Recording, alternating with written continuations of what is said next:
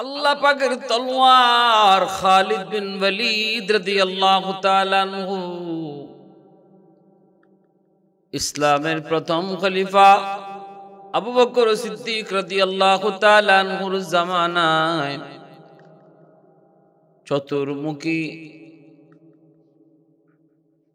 সুনাম আর সুখ্যাতি যার ছিল তিনি আর কেউ নন, তিনি হলেন খালিদ বিন ওয়ালিদ রাদিয়াল্লাহু তাআলা আনহু। উপাধি হলো সাইফুল্লাহ, আল্লাহ পাকের তলোয়ার। আল্লাহর তলোয়ার যেদিকে যান ওই দিকেই মুসলমানের বিজয়, যেদিকে যান ওদিকেই বিজয়।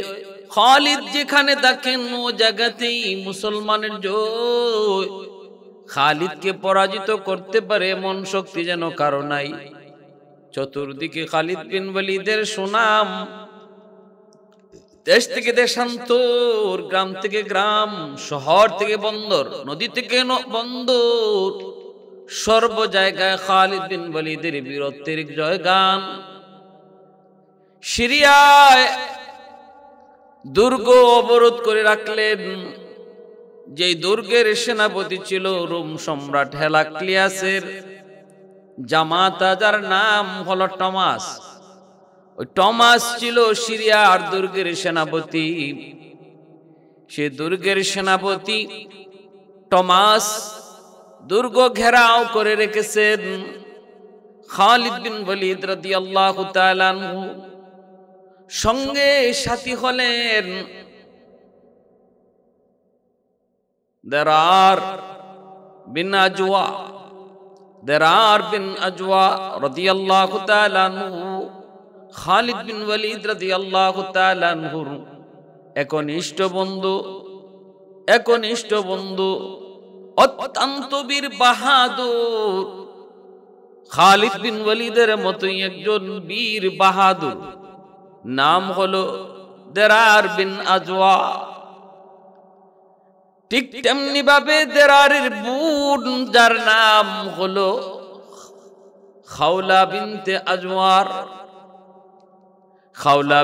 আজওয়ার, যার নাম, যিনি হলেন মুসলিম ইতিহাসে একজন বীরাঙ্গনা, ইতিহাস রচনা করেছেন। সিরিয়ার জমিনে যতগুলা যুদ্ধ খালিদ বিন ওয়ালিদ করেছেন রে যুবক, প্রতিটা যুদ্ধেই বীরত্বের সাথে বাহাদুরির সাথে যুদ্ধ করেছেন। সেই মুসলিম নারী যার নাম হলো খাওলা বিনতে আজওয়ার রাদিয়াল্লাহু তাআলা আনহা। মুসলিম নারীরা কি পরিমাণ সাহসী যোদ্ধা ছিলেন। সিরিয়ার ওই দামেস্কের ফটক দুর্গ যখন চতুর্দিক দিয়ে ঘেরাও করে রাখলেন মুসলমানরা,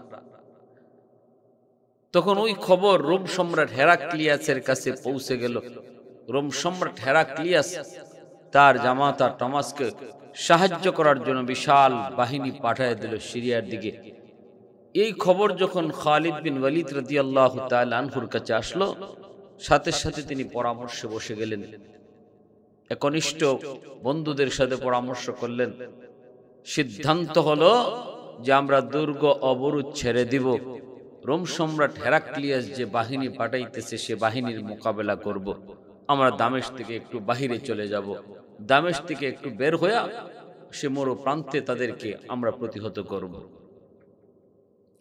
আমার ভাইরা বন্ধুরা, যুবক, যেমন সিদ্ধান্ত তেমন কাজ। ওই সিদ্ধান্ত মোতাবেক তারা দামেস্ক থেকে বের হয়ে যাবেন। বের হয়ে যাচ্ছেন। খালিদ বিন ওয়ালিদ রাদিয়াল্লাহু তাআলা আনহু রাতের অন্ধকারে সাথীদের নিয়ে সিদ্ধান্ত ক্রমে দামেস্ক ছেড়ে দিয়া হেরাক্লিয়াসের বাহিনীকে প্রতিহত করার জন্য দামেস্কের এরিয়ার বাহিরে চলে যাচ্ছেন। গভীর রাত।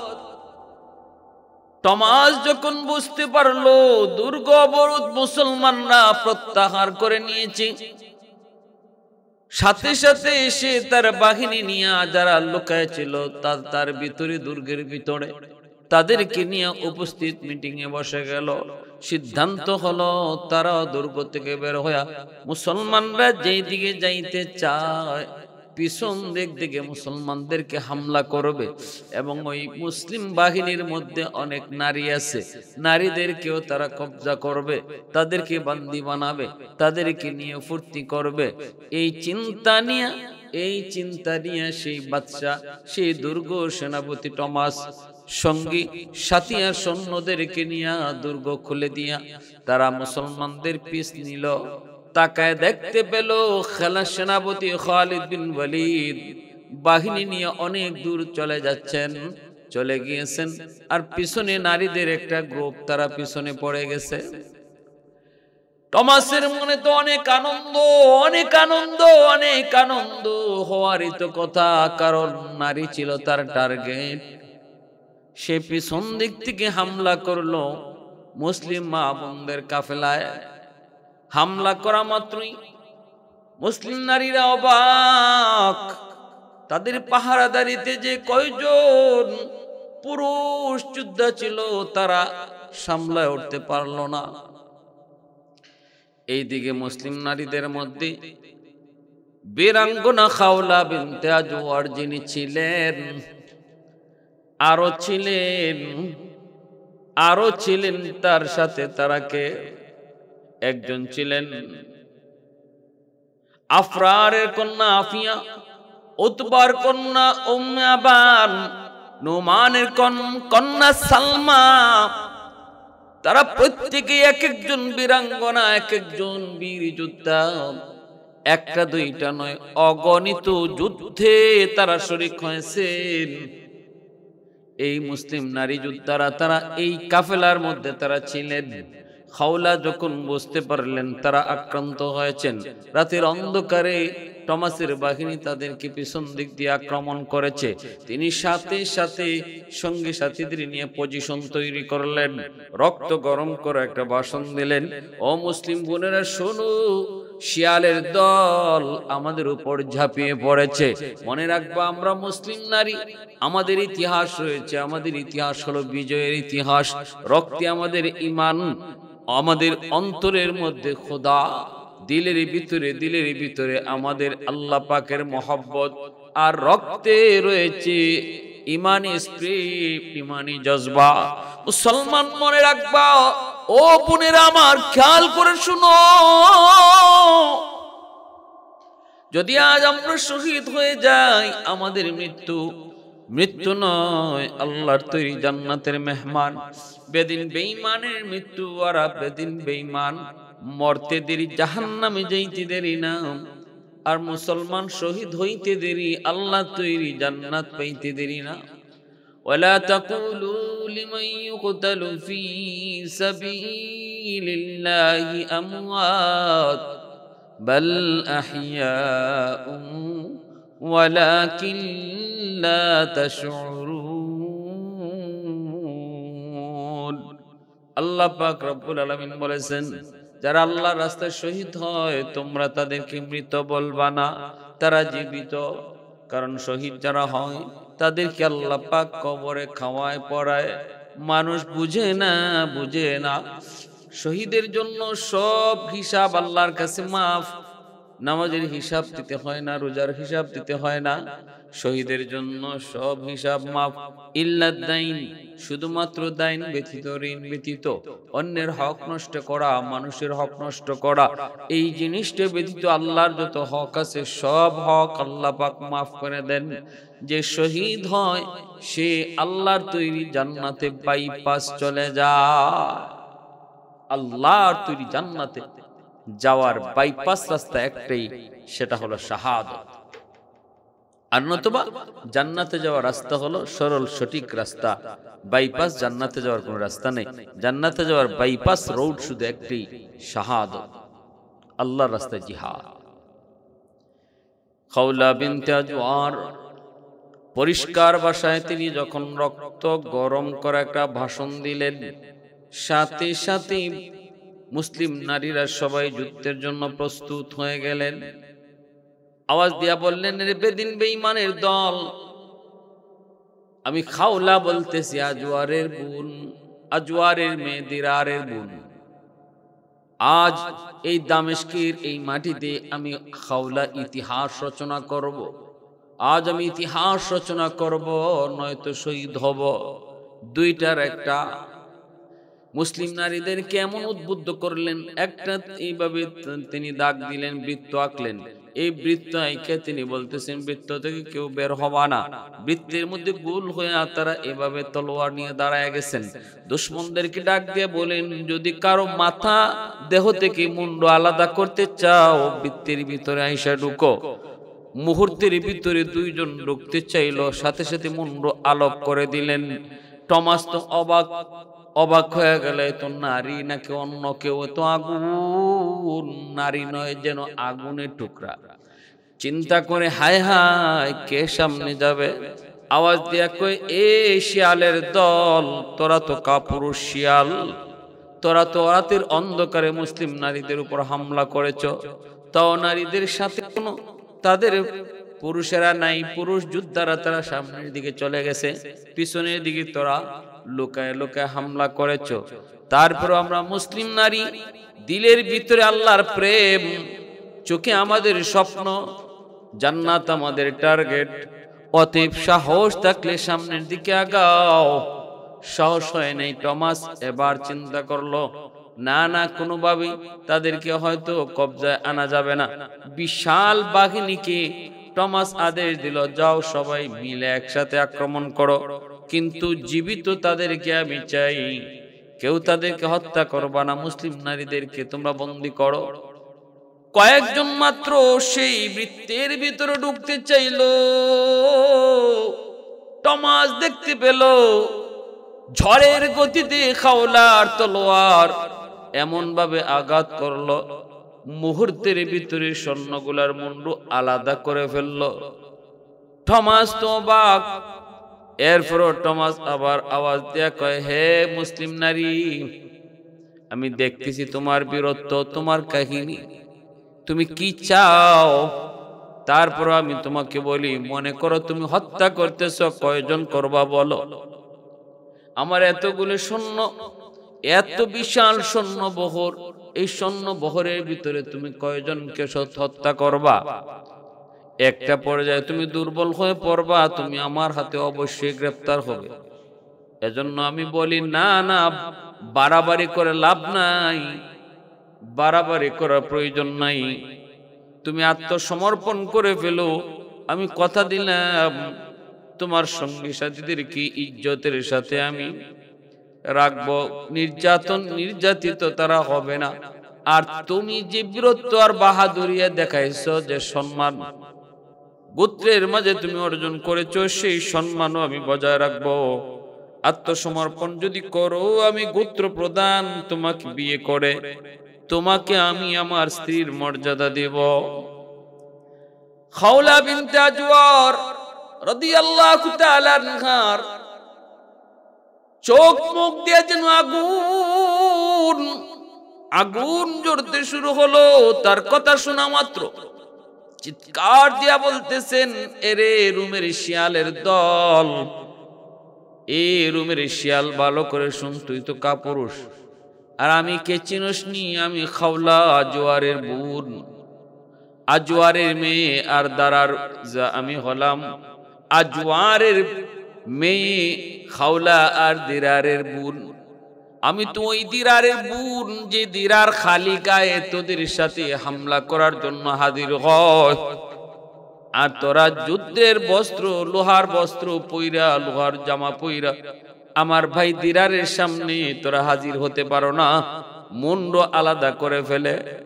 আমি তো ওই দিরারের বোন, দিরার যুদ্ধের ময়দানে খালি গায়ে হাজির হয়, আর তোরা লোহার বস্ত্র, লোহার কাপড় চুপড় জামা পইরা দিরারের সামনে টিকতে পারো না। আমি তো সেই দিরারের বোন খাওলা, আমাকে তুই বিয়ের প্রস্তাব দাও, তোর মতো কাপুরুষকে আমি বিয়ে করব। আরে আমার ছাগলগুলি রাখালি করার জন্য যদি একটা রাখালের প্রয়োজন হয়, তোর মতো কাপুরুষকে আমি আমার ছাগল রাখালির জন্য প্রয়োজন মনে করব না, নিব না। ভাইরা বন্ধুরা, দিরার দিরারের সাথে এইভাবে তিনি কথা বলতেছেন, বাতচিত করেন। পাশে দাঁড়ায় আছে ওনার একজন সঙ্গী, খাওলার বান্ধবী। চোখ দিয়ে ইশারা দিলেন, ইশারা উম্মে আনার। ইশারা দেওয়া মাত্রে উম্মে আনার তিনি তীরটা ইশারায় বাঁধি, খাওলার ইশারা তিনি বুঝে ফেললেন। মুহূর্তের ভিতরে তীরটা বাইর কইরা ওই টমাসের কপাল বরাবর মেরে ফেললেন। যেই মাত্র তীরটা ছাড়লেন, মুহূর্তের ভিতরে কপাল দিয়া তীর ঢুকলো। কথা বলা অবস্থায় টমাস এখানে সাথে সাথে দুনিয়া থেকে বিদায়। হইচই পড়ে গেল। টমাস দুর্গপতি, দুর্গের লিডার দুনিয়াতে নাই। মুহূর্তের ভিতরে পরিবেশ উল্টে গেল। তাকায় দেখে আল্লাহু আকবারের ধ্বনিতে ঘোড়ার পিঠে সওয়ার হয়ে কে যেন আসে, যার গায়ে কোনো কাপড় নেই। গায়ে কাপড় নেই, যুদ্ধ করে শুধু একজন, সে আর কেউ নয়, দেরার। আল্লাহু আকবারের আওয়াজ। বোন দুশমনদের হাতে বন্দী। এই খবর শোনা মাত্রই দেরারের গায়ে আর কোনো রক্ত নাই, সব রক্ত আগুন হয়ে গেছে। আল্লাহু আকবার ধ্বনি দিয়ে যখন সামনে আগান, দেরার চলে আসছে বাহিনী নিয়ে। এই আওয়াজ শোনা মাত্রই এই দুর্গের যত বেদিন বেঈমান ভয়ে কাঁপতে শুরু করলো, দুর্গ ছেড়ে পালাইতে ভাগতে লাগলো। ওই দিন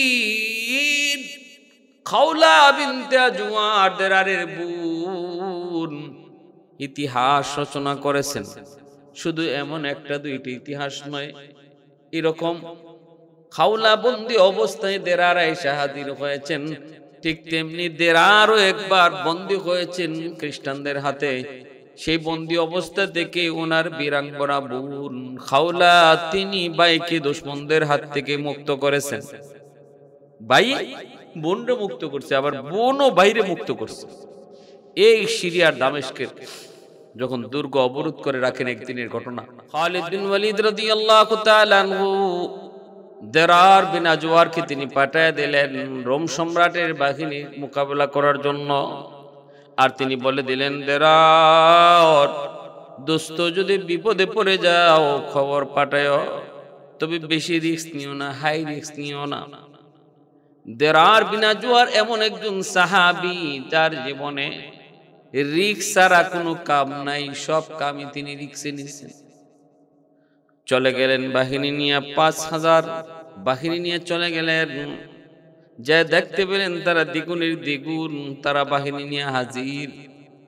যুদ্ধ শুরু করে দিলেন। খালিদ বিন ওয়ালিদ রাদিয়াল্লাহু তাআলা আনহুর কথা ছিল, প্রয়োজন যদি লাগে আমাকে মেসেজ পাঠাও। কিন্তু দেরার যাইয়েই তিনি অতর্কিত হামলা করলেন রোম সম্রাটের বাহিনীর উপর, রোমান বাহিনীর উপর। অল্প সময়ের ভিতরে পরিস্থিতি এমন হলো, দেরারের বাহিনী বিক্ষিপ্ত হয়ে পড়ল। আর হযরতে দেরার বিন আজওয়ার রোম বাহিনীর কাছে তিনি বন্দী হয়ে গেলেন। অনেক দুশমনকে তিনি দুনিয়া থেকে বিদায় পাঠ কইরা নিজেও আবার বন্দী হয়ে গেলেন। এই খবর যখন আবার আসলো, মুসলিম বাহিনী তখন পিছনে হটতে লাগলো, কারণ দেরার বন্দী হয়ে গেছে। আর বেদিন বেঈমান রোমানদের টার্গেট ছিল দেরারকে বন্দী করা। দেরারকে বন্দী করে ওরা পিছনের দিকে যেতে সরতে লাগলো। মুসলিম বাহিনীও তখন খালিদ বিন ওয়ালিদের কাছে খবর পাঠাইলো। খালিদ বিন ওয়ালিদ নিজেই তিনি আক্রমণ করার জন্য প্রস্তুতি নিলেন। দেরারকে মুক্ত করার জন্য তিনি নিজেই প্রস্তুতি নিলেন, আক্রমণ করবেন, আসতেছেন। খালিদ বিন ওয়ালিদ তিনি আসতেছেন। কিন্তু খালিদ বিন ওয়ালিদ আসার আগেই মুসলিম বাহিনী দেখতে পেল একজন বীর বাহাদুর ঘোড়ার পিঠে সওয়ার হইয়া দুশমনদের ভিতরে যায় বীর বিক্রমে যুদ্ধ শুরু করলো। কিন্তু তারে চেনা যায় না, বোঝা যায় না। মাথার মধ্যে সবুজ পাগড়ি, মুখটা কাপড় দিয়ে ঢাকা, সারা বডিটা তার লোহার বস্ত্র। চিনার কুদরত নাই, শুধু চোখটা দেখা যায়। মুসলিম বাহিনী তারা বোঝে নাই। কেউ মনে করছেন ইনি খালিদ বিন ওয়ালিদ, কিন্তু অন্যরা কয় না, ইনি খালিদ নন, ইনি খালিদ বিন ওয়ালিদ নন, ইনি খালিদ নন। মুহূর্তের ভিতরে তারা দেখতে পেল খালিদ বিন ওয়ালিদ তার বাহিনী নিয়ে আসতেছে, কিন্তু ইনি কে একা একা দুশমনদের ভিতরে যেয়া তিনি আক্রমণ করে, এক হাতে তলোয়ার আর এক হাতে বর্ষা, কাছাকাছি যেয়ে দুশমনদেরকে বর্ষা দিয়ে আঘাত করে, একটা দুইটা দুশমনরে মাটিতে শোয়া আবার নিরাপদ জায়গায় ঘোড়া দৌড়ায় চলে আসে, আবার নিরাপদ জায়গা থেকে আবারও পজিশন নিয়ে দুশমনের দিকে আগায়, আবারও দু চারটা দুশমনকে মাটিতে শোয়া আবারও বীর বিক্রমে ক্ষিপ্র বেগে সে আবার নিরাপদ জায়গায় চলে আসে। এইভাবে তার আক্রমণ খালিদ বিন ওয়ালিদ তিনি নিজেও দেখতেছিলেন, কিন্তু কেউ চিনে না, চিনার কথাও না। ইনি কে? ইনি নারী না পুরুষ, বাড়ি কোথায়, বয়স তার কেমন, কিছুই বোঝা যায় না, কিন্তু তার বীরত্ব আর বাহাদুরি সবাই দেখতেছে। দুশমনরা পর্যন্ত ভয় পাইতেছে, তার কাছে যে যায় সেই খতম হয়ে যায়, আর সে যার টার্গেট নেই তারও দুনিয়া থেকে খতম হয়ে যায়। খালিদ বিন ওয়ালিদ দ্বিতীয় আক্রমণের সময় যখন ইনি ওনার বাহিনীকে সাজাইতেছেন, ওই সময় দেখতে পেলেন ওই বীর বাহাদুর সৈনিক তিনি আস্তে করে খালিদ বিন ওয়ালিদের কাছে আসলেন, নিজের হামলাটা একটু বন্ধ করলেন, কারণ যুদ্ধের প্রস্তুতি ওই রোল সাজাইতেছেন খালিদ বিন ওয়ালিদ। খালিদ বিন ওয়ালিদ তখন আস্তে করে কাছে গিয়ে শুধু বলতেছিলেন, কে আপনি, আপনার কি পরিচয়? আপনার বীরত্ব আর বাহাদুরিতে আমরা সবাই পঞ্চমুখ। আসলে আল্লাহ পাক আপনাকে যোগ্যতা দিয়েছেন, আল্লাহ আপনাকে সাহস দিয়েছেন, কিন্তু কে আপনি, কি আপনার পরিচয়? খালিদ বিন ওয়ালিদ যখন পরিচয় জানতে চান তখন তিনি কোনো পরিচয় দেন না, তিনি ঘোড়া নিয়ে আবার দূরে সরে গেলেন। দূরে সইরা তিনি নিরাপদ জায়গায় দাঁড়িয়ে থাকলেন। খালিদ বিন ওয়ালিদের আরেকজন সাহাবী যায় বলতেছিল, ও আল্লাহর বান্দা, ও আল্লাহর সৈনিক খালিদ বিন ওয়ালিদ, তিনি তো আপনার কমান্ডার, আপনার পরিচয় জানতে চান, কিন্তু আপনি পরিচয় দেন না কেন? ওই লোকেরও তিনি কোনো জবাব দিলেন না দিয়ে তিনি আবারও আক্রমণ করলেন। দুশমনদের আবারও কয়েকটা দুশমনরে খতম করে আবারও নিরাপদে আর জায়গায় দাঁড়ায় থাকেন। এইভাবেই পরিচয় দেন না, পরিচয় দেওয়ার প্রয়োজন মনে করেন না, কিন্তু তার হাত থেকে কেউ বাঁচতেছেও না। খালিদ বিন ওয়ালিদ তিনি ঘোড়া দৌড়ে তার কাছে চলে গেলেন। কাছে গিয়ে তিনি বলতেছেন, একটু দয়া করে আল্লাহর জন্য বলতেছি, আল্লাহর জন্য, যুদ্ধ শৃঙ্খলা বজায় রাখার জন্য বলি, একটু পরিচয়টা দেন। আপনি কি আপনার পরিচয়, কে আপনি একটু বলেন। যেই মাত্র আল্লাহর জন্য এই যে আল্লাহর ওয়াস্তে করে তিনি পরিচয় জানতে চাইলেন, তখন তিনি তার পরিচয়টা দিতে যায় যখন আওয়াজটা দিলেন, আওয়াজটা শোনা মাত্রই খালিদ বিন ওয়ালিদ যেন তার মাথায় আসমান ভেঙে পড়ল। তিনি আওয়াজটা শুনেই বুঝে ফেললেন ইনি কোনো পুরুষ নন, ইনি একজন নারী। আওয়াজটা দিয়ে বলতেছে, ও আল্লাহর তলোয়ার, আপনার বীর বাহাদুরি আর বীরত্বের আমি প্রশংসা করি।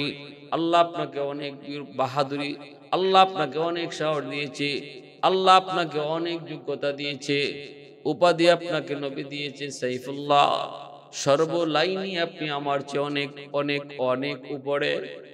আমি ছোট্ট একটা নারী, আমি ছোট্ট একটা বালিকা, আমার নাম হলো খাওলা, আমার ভাইয়ের নাম হলো দেরার, আমার বাবার নাম হলো আজওয়ার। যেই মাত্রই পরিচয় দিলেন তখনই খালিদ বিন ওয়ালিদ তিনি বুঝে গেলেন, খাওলা বলতেছে আমার ভাইকে দুশমনরা বন্দী করেছে।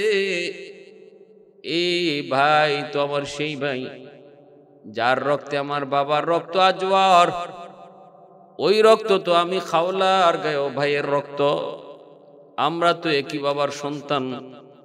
আমি নিজের ঠিক রাখতে পারলাম না, ভাই বন্দী। এই খবর পাওয়া মাত্রই নারীদের কাছ থেকে আমি বিদায় নিয়ে দুশমনদের উপরে হামলা করেছি। যদিও আপনার অনুমতি নাই, বেয়াদবি হয়েছে, ক্ষমা সুন্দর দৃষ্টিতে দেখবেন। খাওলা ওই দিন তিনি একাই যা দেখাইছিলেন, মুসলিম বাহিনী তারা দেখছে, রোমান সৈন্যরা ভীত হয়ে গেছে। খালিদ বিন ওয়ালিদ তখন বলেছেন, খাওলা চলো আর একা নয়, দুজনে মিলে আঘাত করিয়া আর দেরারকে মুক্ত করিয়া নি। খালিদ বিন ওয়ালিদ আর খাওলা বিনতে আজওয়ার দুইজন সেদিন এমন আক্রমণ করলেন, হাজারো হাজারো দুশমনকে কচুকাটা কইরা দেরার বিন আজওয়ারকে আবার মুক্ত করে তারা নিয়ে আসলেন। ইতিহাস রচনা করেছেন মুসলিম ইতিহাসে ইতিহাস লিখে গেছেন খাওলা বিনতে আজওয়ার রাদিয়াল্লাহু তাআলা আনহা কে হযরত দেরার বিন আজওয়ারের বোন খালিদ বিন ওয়ালিদ রাদিয়াল্লাহু তাআলা আনহুর সময়ের একজন না, খালিদ বিন ওয়ালিদ রাদিয়াল্লাহু তাআলা আনহুর সময়কালীন কয়েকজন মুসলিম নারী তারা এরকম নিজেদের ইতিহাস, বীরত্বের ইতিহাস তারা রচনা করে গেছেন। অতএব ইসলাম এমন এক ধর্ম, যে ধর্ম নারীদেরকেও তাদের অধিকার দেয়, নারীদেরকেও তাদের মর্যাদা দেয়। একজন নারী সে তার পর্দা পুশিদা ঠিক রেখে সে